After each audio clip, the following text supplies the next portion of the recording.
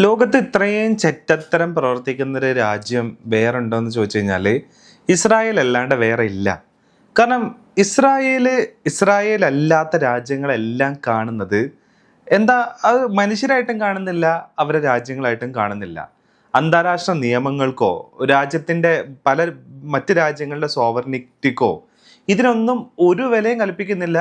എന്താ പറയുക, അവരുടെ രാജ്യങ്ങളായിട്ടേ കാണുന്നില്ല എന്നുള്ളതാണ്. അവർക്ക് എങ്ങനെ കയറി മേയാനും അവർക്ക് എന്ത് ചെയ്യാനുള്ള ഒരു ഇന്റർനാഷണൽ ലൈസൻസ് അവരുടെ കയ്യിലുള്ള പോലെയാണ് ഇവരുടെ പെരുമാറ്റം.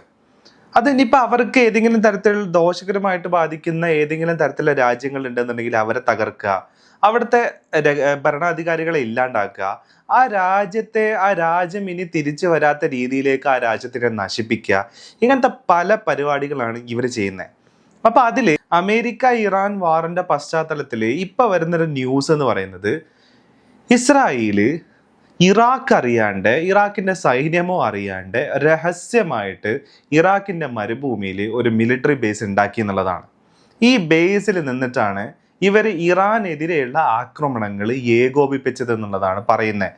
അവിടെ നിന്നുള്ള മിസൈൽ അറ്റാക്കുകളും അവിടെ നിന്നുള്ള ഡ്രോൺ അറ്റാക്കുകളും അവിടെ നിന്നുള്ള എയർ അറ്റാക്കുകളെല്ലാം ഇവര് സത്യത്തിൽ ലോഞ്ച് ചെയ്തതും അറേഞ്ച് ചെയ്തതും അതേപോലെ തന്നെ ഓപ്പറേറ്റ് ചെയ്തതും ഇറാഖിന്റെ മരുഭൂമിയിൽ വേറെ ആരും അറിയാത്ത രീതിയിൽ ഇവരുണ്ടാക്കിയിട്ടുള്ള രഹസ്യ സങ്കേതങ്ങളിൽ നിന്നിട്ടാണെന്നാണ് പറയുന്നത്. അപ്പൊ ഇതിനോട് ചേർത്ത് വായിക്കുമ്പോ നമ്മള് ഈ ഇറാൻ അമേരിക്ക വാർ തുടങ്ങിയ സമയത്ത് ഈ എന്താ പറയാ, ഖത്തറിന്റെയും അതേപോലെ തന്നെ കുവൈത്തിന്റെ ഒക്കെ എണ്ണപ്പാടങ്ങൾക്ക് നേരെയും ഖത്തറിന്റെ ഒക്കെ LNG ഗ്യാസ് പ്ലാന്റുകൾക്ക് നേരെയൊക്കെ നടന്നിട്ടുള്ള ഡ്രോൺ ആക്രമണങ്ങൾ നടത്തിയത് ഇറാനല്ല, ഞങ്ങളല്ല അത് ചെയ്തേക്കുന്ന അമേരിക്കയാണ്, അത് ചെയ്തേക്കുന്നത് ഇസ്രായേലാണെന്നുള്ള ഒരു അഭ്യൂഹം അല്ലെങ്കിൽ അത്തരത്തിലുള്ള വാർത്തകൾ അന്ന് വന്നിട്ടുണ്ടായിരുന്നു. അതിൽ ഈ ഖത്തറിനെതിരെയും അതേപോലെ തന്നെ കുവൈത്തിനെതിരെയൊക്കെ നടത്തിയിട്ടുള്ള പല ആക്രമണങ്ങളും അതേപോലെ തന്നെ സൗദിക്കെതിരെയൊക്കെ നടത്തിയിട്ടുള്ള പല ഡ്രോൺ ആക്രമണങ്ങളും യഥാർത്ഥത്തിൽ നടത്തിയത് അത് ഇസ്രായേലാണ്, ഞങ്ങളല്ല അത് നടത്തിയത് എന്നുള്ളത് അന്ന് തന്നെ ഇറാൻ പറഞ്ഞിട്ടുണ്ടായിരുന്നു. പക്ഷേ അന്നൊക്കെ ഇത്രയും ദൂരത്ത് നിന്ന് ഇവരെങ്ങനെ ഇത് ഓപ്പറേറ്റ് ചെയ്തു എന്നുള്ള കൺഫ്യൂഷൻസ് ഒക്കെ ഞാൻ പല ഏരിയകളിലും അന്ന് കണ്ടിട്ടുണ്ടായിരുന്നു. ഇപ്പോഴാണ് അതിനൊരു ക്ലാരിറ്റി വരുന്നത്. ഇവരെവിടെ നിന്നിട്ടാണ് ഇതെല്ലാം ഓപ്പറേറ്റ് ചെയ്യുന്നതെന്നുള്ളത്. അതായത് ഇസ്രായേലിൽ നിന്നല്ല, ഇസ്രായേലിന് ഏകദേശം 1000 കിലോമീറ്ററോളം ദൂരത്ത് സ്ഥിതി ചെയ്യുന്ന, ഏകദേശം 1000 മൈൽ ദൂരത്ത് സ്ഥിതി ചെയ്യുന്ന ഇറാഖിന്റെ മരുഭൂമിയിലാണ് ഇവർ ഈ പറയുന്ന ബേസ് എല്ലാം ഒരുക്കിയിട്ടുള്ളത്. എല്ലാ തരത്തിലുള്ള എയർ അറ്റാക്കിനെ ഏകോപിപ്പിക്കാനും അതേപോലെ തന്നെ ഇറാനിൽ ഏതെങ്കിലും തരത്തിലുള്ള ഫൈറ്റർ ജെറ്റുകൾ തകർന്ന് വീണിട്ടുണ്ടെങ്കിൽ ആ പറയുന്ന എന്താ പറയുക എയർഫോഴ്സ് ഉദ്യോഗസ്ഥനെ രക്ഷിച്ചുകൊണ്ട് വരാനുള്ള സെറ്റപ്പ് വരെ അവരവിടെ ചെയ്ത് വെച്ചിട്ടുണ്ടായിരുന്നു എന്നുള്ളതാണ് പറയുന്നത്. അതിനവർ ചൂസ് ചെയ്ത സ്ഥലം ഇറാഖാണ്. നമുക്കറിയാലോ, അമേരിക്ക സദ്ദാം ഹുസൈനെ ഇല്ലാണ്ടാക്കിയതിന് ശേഷം ആ രാജ്യം ഇന്നേ വരെ നേരാൻ വണ്ണം നിവർന്നു നിന്നിട്ടില്ല. ആ രാജ്യത്തിൻ്റെ പല ഭാഗങ്ങളും പല തരത്തിലുള്ള മിലീഷ്യകളും പല തരത്തിലുള്ള എന്താ പറയുക റിലീജിയസ് ഗ്രൂപ്പുകളാണ് കൺട്രോൾ ചെയ്യുന്നത്. കുർദ് മേഖലയൊക്കെ എന്ന് പറഞ്ഞാൽ അതൊരു സ്വയംഭരണയുള്ള പ്രദേശമായിട്ട് മാറുകൂടെ ചെയ്തിട്ടുണ്ട്. പക്ഷെ സദ്ദാം ഹുസൈൻ്റെ കയ്യിലുണ്ടായിരുന്ന സമയത്ത് സദ്ദാം ഹുസൈൻ ഈ ഇറാഖിന്റെ എല്ലാ ഭാഗങ്ങളിലും കൺട്രോൾ ഉണ്ടായിരുന്നു. ഈ ബഗ്ദാദിനായിരുന്നു അതിന്റെ കൺട്രോൾ ഉണ്ടായിരുന്നത്. അന്നത്തെ മിലിറ്ററിക്കും അതിന്റെ കൺട്രോൾ ഉണ്ടായിരുന്നു. പക്ഷേ സദ്ദാം ഹുസൈൻ നശിച്ചതിന് ശേഷം അല്ലെങ്കിൽ സദ്ദാം ഹുസൈനെ ഇല്ലാണ്ടാക്കിയതിന് ശേഷം ആ രാജ്യത്തിന്റെ സ്ഥിതി എന്ന് പറയുന്നത്, അവിടെ ഇലക്ഷൻസ് നടക്കുന്നുണ്ട്, അവിടെ ഒരു ഗവൺമെന്റ് ഉണ്ടെങ്കിൽ കൂടെ ആ ഗവൺമെന്റ് വളരെ ഫ്രജൈൽ ആയിട്ടുള്ള ഒരു ഗവൺമെന്റ് ആണ്. അതിന് ആ രാജ്യത്തിന്റെ എല്ലാ മേഖലകളിലും ഒന്നും ഒരു പിടിയില്ല. യഥാർത്ഥത്തിൽ അവിടെ ഓയിൽ ട്രേഡ് നടക്കുന്നുണ്ട്, പലതരത്തിലുള്ള ട്രേഡും എല്ലാം അവിടെ നടക്കുന്നുണ്ട്, ഗവേണൻസ് ഒക്കെ ഉണ്ട്.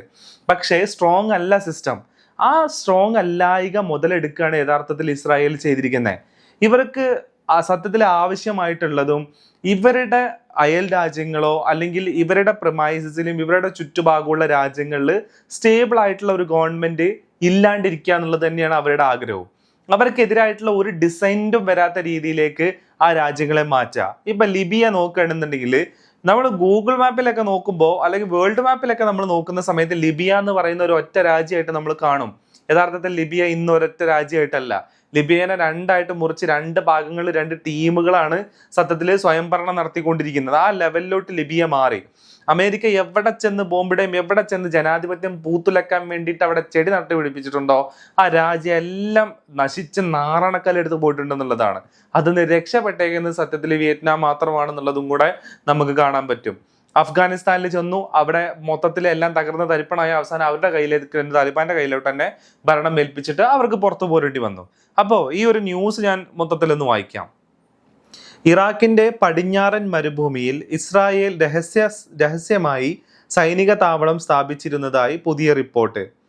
ഇറാന് നേരെയുള്ള വ്യോമാക്രമണങ്ങൾ സുഗമമാക്കുന്നതിനും ഇസ്രായേൽ വ്യോമസേനയ്ക്ക് ആവശ്യമായ സൗകര്യങ്ങൾ ഒരുക്കുന്നതിനുമാണ് ഈ താവളം ഉപയോഗിച്ചതെന്ന് വാൾസ്ട്രീറ്റ് ജേണൽ റിപ്പോർട്ട് ചെയ്യുന്നു.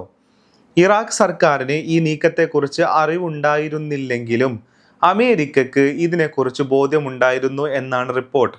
അഫ്കോഴ്സ് അമേരിക്കക്കോ അണ്ണനോ അറിയാത്ത ഇസ്രായേൽ അനങ്ങുമെന്ന് തോന്നുന്നില്ല.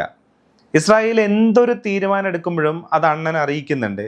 പക്ഷെ അണ്ണനെ അറിയിക്കാണ്ട് ചില തീരുമാനങ്ങൾ ഇസ്രായേൽ സ്വന്തമായിട്ട് കൈക്കൊള്ളാറുമുണ്ട് എന്നുള്ളതാണ് അതിലെ സത്യാവസ്ഥ. ഇസ്രായേലിൽ നിന്നും ഏകദേശം 1000 മൈൽ അകലെയാണ് ഇറാൻ സ്ഥിതി ചെയ്യുന്നത്. ഇറാഖിലെ ഈ താവളം ആക്രമണങ്ങൾക്കുള്ള ദൂരം ഗണ്യമായി കുറയ്ക്കാൻ ഇസ്രായേലിനെ സഹായിച്ചു. Israeli special force, logistic hub, search and rescue team എന്നിവ ഇവിടെ നിലയുറപ്പിച്ചിരുന്നു. ഇറാനിൽ വിമാനം തകർന്ന് വീഴുന്ന സാഹചര്യം വന്നാൽ പൈലറ്റുമാരെ രക്ഷപ്പെടുത്തുന്നതിനുള്ള സൗകര്യങ്ങളും ഇവിടെ ഒരുക്കിയിരിക്കുന്നു. അപ്പോൾ ഇതിനോട് വേണമെങ്കിൽ നമുക്ക് കണക്ട് ചെയ്ത് വേറൊരു ന്യൂസ് കൂടെ ഇന്നത്തെ വേണമെങ്കിൽ നമുക്ക് പറയാം. അതായത് നെതന്യാഹു പറഞ്ഞിട്ടുള്ള കാര്യമാണ്, ഇറാനെതിരെയുള്ള ആക്രമണങ്ങളോ ഇറാനെതിരെ ഉള്ള യുദ്ധം അവസാനിച്ചിട്ടില്ല എന്ന് ഇന്ന് നെതന്യാഹു പറഞ്ഞിട്ടുണ്ട്. അതിന് ആദ്യം എന്താണ് യുദ്ധം അവസാനിച്ചോ എന്നുള്ളത് ഇറാൻ പറഞ്ഞിട്ടില്ലല്ലോ, അവസാനിച്ചിട്ടില്ല എന്നങ്ങ് പോയി പറയാൻ. അപ്പോൾ അതൊക്കെ അതിൻ്റെ ഇതിൽ നടക്കുന്നുണ്ട്. എൻറിച്ച്ഡ് യുറേനിയം അവിടുന്ന് കൈമാറുന്നത് വരെ ഇറാനുമായിട്ടുള്ള യുദ്ധം നിലനിൽക്കും എന്നാണ് പറഞ്ഞേക്കുന്നത്. എൻറിച്ച്ഡ് യുറേനിയൻ ഇറാന്റെ കയ്യിലുള്ളത് കൊണ്ട് ഇസ്രായേലില് ബെഞ്ചമിൻ നെതന്യാഹുവിന് ബാത്റൂം പോകാൻ മൂത്രമൊഴിക്കാൻ പോലും പറ്റുന്നില്ല എന്നുള്ളതാണ്. പേടിച്ചിട്ട് എപ്പോഴും മൂത്രമൊഴിക്കാൻ മുട്ടുന്നുണ്ടെന്നാൽ മൂത്രമൊഴിക്കാൻ ബാത്റൂമിൽ കയറാനോട്ട് പറ്റുന്നില്ല. ഇതാണ് അവസ്ഥ. അവരുടെ കയ്യിൽ ആ സാധനം ഉള്ളത് കൊണ്ട് ഒരു ഡിസെന്റ് വോയിസ് ആണ് സത്യത്തിൽ ആ റീജിയനിൽ ഇറാൻ എന്ന് പറയുന്നത്, ഇസ്രായേലിന് എഗെയിൻസ്റ്റ് ആയിട്ട്. അപ്പോൾ അതിനെങ്ങനെങ്കിലും തകർക്കണം. അതിന് വർഷങ്ങളോളമായിട്ട് ഇത് കോപ്പ് കൂട്ടി നിൽക്കുകയാണ്. ഇവിടെ ഒന്ന് അറ്റാക്ക് ചെയ്യാൻ വേണ്ടിയിട്ട് അമേരിക്കയുടെ സഹായം ഇല്ല എന്നുണ്ടെങ്കിൽ ആയുധങ്ങൾ വരത്തില്ല എന്നുള്ള ഒരു ഒറ്റ കാരണം കൊണ്ടാണ് ഇവര് ഇതിങ്ങനെ സപ്രസ് ചെയ്ത് നിൽക്കുന്നത്. ആ രാജ്യം കുറച്ചും കൂടെ വിസ്തീർണമുള്ള കുറച്ചും കൂടെ വലിയൊരു രാജ്യമായിരുന്നു എന്നുണ്ടെങ്കിൽ ഇസ്രായേൽ അവരെന്നോ അവർക്ക് വേണ്ട ആയുധങ്ങൾ നിർമ്മിക്കാനുള്ള ഫാക്ടറികൾ ആദ്യമേ അവരുണ്ടാക്കിയാനെ. അപ്പോൾ ഇങ്ങനത്തെ പ്രശ്നമുള്ളതുകൊണ്ടാണ് അവരിപ്പോഴും ഇതിങ്ങനെ ഒന്ന് അമർന്ന് നിൽക്കുന്നത് എന്നുള്ളതാണ്. ഇനി ജനവാസമില്ലാത്ത വിശാലമായ മരുഭൂമി രഹസ്യ നീക്കങ്ങൾക്ക് അനുയോജ്യമായ ഇടമായിരുന്നു. മുമ്പ് 1991-ലും 2003-ലും സദ്ദാം ഹുസൈനെതിരായ നീക്കത്തിന് അമേരിക്കയും ഇതേ മേഖല ഉപയോഗിച്ചിരുന്നു. മാർച്ച് മാസത്തിൽ ഈ രഹസ്യ താവളം പുറം ലോകം അറിയുന്ന സാഹചര്യമുണ്ടായി. പടിഞ്ഞാറൻ മരുഭൂമിയിൽ സംശയാസ്പദമായ സൈനിക നീക്കങ്ങളും താഴ്ന്നു പറക്കുന്ന ഹെലികോപ്റ്ററുകളും ഒരു ആട്ടിടയൻ ശ്രദ്ധിച്ചു. ഇതേ തുടർന്ന് ഇറാഖ് സൈന്യം പ്രദേശം പരിശോധിക്കാൻ സൈനിക യൂണിറ്റുകളെ അയച്ചു. ഇറാഖി സൈന്യം താവളത്തിനടുത്തെത്താതിരിക്കാൻ ഇസ്രായേൽ വ്യോമാക്രമണം നടത്തി. ഈ ആക്രമണത്തിൽ ഒരു ഇറാഖി സൈനികൻ കൊല്ലപ്പെടുകയും 2 പേർക്ക് പരിക്കേൽക്കുകയും ചെയ്തു. തുടർന്ന് ഇറാഖ് സൈന്യം നടത്തിയ പരിശോധനയിൽ അവിടെ അടുത്തിടെ സൈനിക സാന്നിധ്യം ഉണ്ടായിരുന്നു എന്ന് വ്യക്തമാക്കുന്ന തെളിവുകളും ലഭിച്ചു. തങ്ങളുടെ സൈന്യത്തിന് മുകളിലൂടെയുള്ള ഇത്തരമൊരു നീക്കം അനുമതിയോ ഏകോപനമോ ഇല്ലാതെയാണ് നടന്നതെന്ന് Iraq joint operation command deputy commander lieutenant general Qais al Muhammadawi പറഞ്ഞു. സംഭവത്തിൽ ഇറാഖ് ഐക്യരാഷ്ട്രസഭയിൽ പരാതി നൽകി.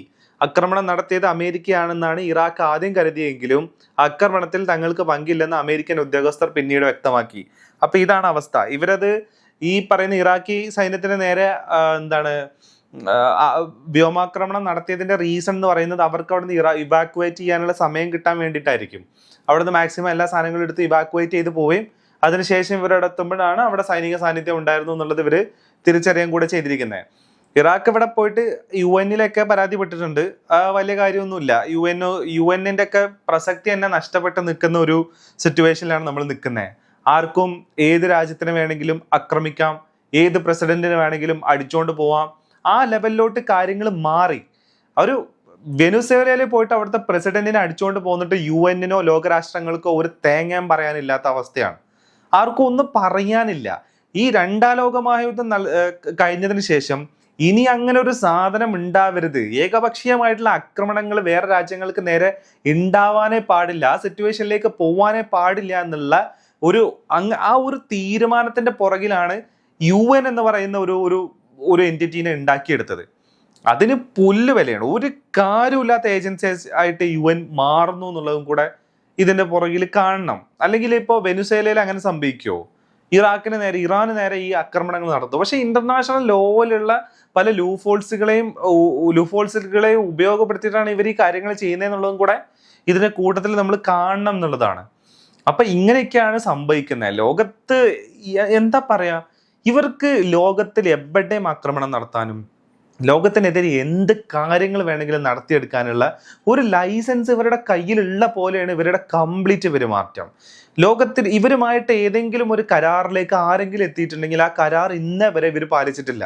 ഗസയുടെ കാര്യത്തിലാണെന്നുണ്ടെങ്കിലും, വെസ്റ്റ് ബാങ്കിന്റെ കാര്യത്തിലാണെന്നുണ്ടെങ്കിലും, ലെബനോന്റെ കാര്യത്തിലാണെന്നുണ്ടെങ്കിലും ദിവസം അവിടുന്ന് വരുന്ന വീഡിയോകൾ നമ്മൾ കാണുകയാണെന്നുണ്ടെങ്കിൽ കുഞ്ഞുങ്ങൾ കൊല്ലപ്പെട്ടത്, സ്ത്രീകൾ കൊല്ലപ്പെട്ടത്, ഇങ്ങനത്തെ വാർത്തകളും ഇങ്ങനത്തെ ന്യൂസുകളാണ് നമ്മൾ വന്നുകൊണ്ടിരിക്കുന്നത്. എന്തോരം വീഡിയോസ് വരുന്നുണ്ടെന്ന് അറിയോ? നമ്മുടെ മനസാക്ഷി മരവിച്ച് പോകുന്ന രീതിയിലുള്ള കാര്യങ്ങളാണ് അവിടെ നടന്നുകൊണ്ടിരിക്കുന്നത് എന്നുള്ളതാണ്. അപ്പോൾ എന്നിട്ടും ആ ജനത പിടിച്ചു നിൽക്കുന്നു, എന്നിട്ടും ആ ജനതയെ തളർത്താൻ ഇവർക്ക് പറ്റിയിട്ടില്ല എന്നുള്ളതാണ്. അപ്പോൾ ആ രീതിയിലാണ് ഇവർ ചെയ്തുകൊണ്ടിരിക്കുന്നത്. അപ്പോൾ അതിൻ്റെ വേറൊരു എക്സാമ്പിൾ കൂടിയാണ് വേറെ രാജ്യത്തിന്റെ പരമാധികാരത്തിന് ഒരു വിലയും കൽപ്പിക്കാണ്ട് പുല്ല് വില കൽപ്പിച്ചിട്ട് ഇസ്രായേൽ നടത്തിയേക്കുന്ന അടുത്ത ഒരു പരിപാടിയാണ് ഇത് എന്നുള്ളതാണ്.